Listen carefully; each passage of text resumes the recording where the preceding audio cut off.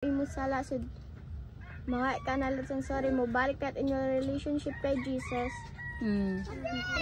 Unya. Pagkakuan sud kay na nangaway ka man may mo broken na lat balik imo relationship kay Jesus. Kay na broken, nangaway man. Nangaway ka man sud. Nangayo ka na lat sang sorry. Balik kat imo relationship kay Jesus. So inana ha. So muna ang inyong walk with God. Yung kapag nagano ka. Sige, tapos ayaw walang coaching ha. No coaching. Tapos sa dili tayo. Nano man na diha. Ano man ang ultimate? Ang ultimate kay kuan glorified body. Very good. Glorified body.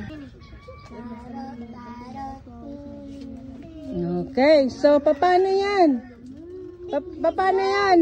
Nakuha ni ano, di sa kanya ang gift ngayon. Okay? So palakpakan natin si Name. Ito ako na namatay, dilubong sa cross. Huwag maingay. Nabuhay muli. Umakyat sa langit. Okay? Ganito ako na buhay na walang hanggan. Mituo ka na meron kang buhay na walang hanggan. Oh, very good. Kisa pa ulit. Asa man tong imo? Asa man tong imo? Ito, Mami Janet. Are? Mo nimo? Mami Janet. Ako, Mami Janet. Oh, kisa pa. Si ano? Sydney. Dali na. Mami Janet. Matalino ka. Na smart ka kaya? Nakuan kita na smart ka. Sige na. Ano? Di wala oy. Wala. Dali na. Nganong save man ka? Nganong save man ka? Dali. Dali. So, dali. So, wasa makapaminaw no? So, sige nga.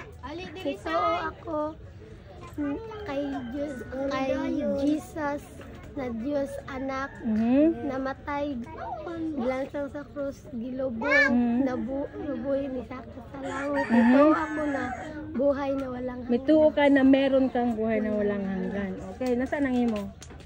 Wala pa. Okay, dito ha. Ano? Ayan. Lasting na lang. Sino? Sino? Mag-try ka? Mag-try ka? Yung mga wala pa. Magta-try ka? Dali. Dali. Si Lisel. Si Lisel. Ano, Lisel? Sabihin mo. Ako na lina. Ay, ara ako.